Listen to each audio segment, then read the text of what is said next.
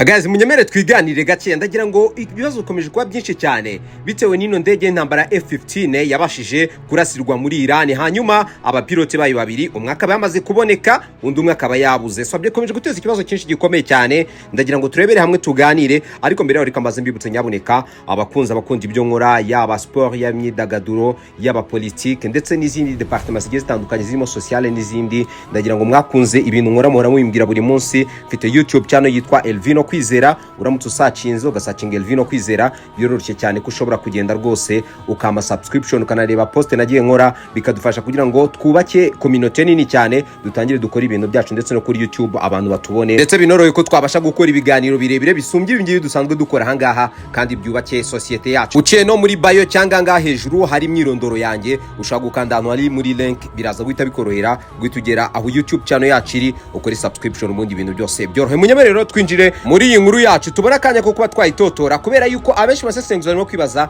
ngo kuki Washington ikomeje guceceka kandi isazi imaze kurenga 20 abapilote umwe yamaze kuboneka undi ntagaraboneka. Zimwe ndangiye bivuga rero hashize amasaha arenga 20 indege ntambara ya Leta Zunze za Amerika irashwe muri Iran, ariko kugeza ubu haracyari urujijo kubyerekeye aho umupilote wa kabiri aherereye. Uko twakomeje kwibabwira umwe bapilote nubwo yamaze gutabarwa, ariko nanone makuru ku wa kabiri acyari make cyane, ibintu bikomeje guteza ibibazo byinshi mu bakurikirana hafi iki kibazo cy'aba bapilote babashe kugira isanganya iyi ntambara iri kubera mu burasirazuba bwo hagati. Byinshi birimo kwibazwa, benshi baravuga ati kugeza ubu haracyari impamvu nyinshi zishoboka. Ashobora kuba yarafashwe miri, cyangwa se akaba yarapfiriye muri iki gikorwa nk'uko bigaragara, cyangwa akaba agishakishwa hari kize wenda ko yazaboneka. Bivuze ngo gukomeza guceceka kw'inzego za Washington biri gutuma benshi bibaza icyo amasaha ari imbere ashobora kuzana ku cyerekezo cy'iyi dosiye ikomeje gukurikiranwa ku rwego mpuzamahanga. Benshi banemeza yuko misiyo bita Donald Trump yari afite bahise bayihagarika kugira ngo bashe kureba uburyo yagira akana kari yaraza kuba agenda asobanura Kongre ya Leta Zunze za Amerika. Ibingibi bije binakurikirana nuko mu kwezi gushize batakaje abasirikare batari bakeya,